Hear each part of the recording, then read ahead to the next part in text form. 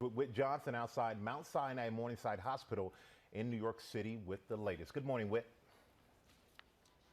Michael, good morning. New York might be past the apex, but the painful reality is hundreds are still dying here by the day. Most agree the key to reopening the country is more testing, but there is a growing disconnect between the states and the White House over who should lead that effort.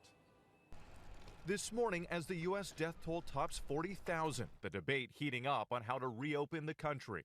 President Trump announcing plans to invoke the Defense Production Act to make more swabs needed to boost testing. We're preparing to use the Defense Production Act to increase swab production in one U.S. facility by over 20 million additional swabs per month. Despite calls from governors for more federal coordination, the president insisting testing is a local issue. The governors wanted to have total control over the opening of their states, but now they want to have us, the federal government, do the testing.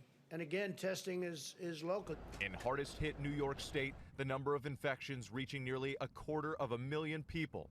But look at the daily hospitalizations over the last month, the curve seemingly on its way down. But officials warning it could rise again. We apexed, we plateaued, it's coming down the other side. But the beast is still alive.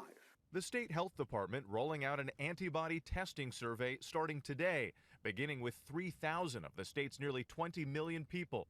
But now the New York Times reporting problems and inaccurate results with some of the antibody tests available, and that many are made by companies in China with little oversight. This as parts of Florida are already taking steps to reopen. Beachgoers swarming the shores of Jacksonville open to the public again on Friday with restrictions and limited hours. No more tyranny! But frustration is boiling over. Protests erupting coast to coast with calls to end stay-at-home orders.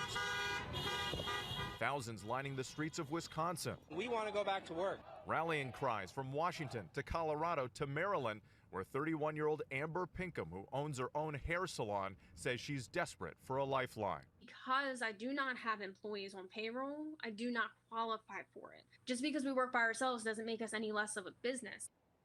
Today, Vice President Mike Pence is leading a call with governors to help them unlock more testing capacity within their own state labs. He insists there is enough capacity to help any state in America move into phase 1 of reopening if they see 14 days of downward trends.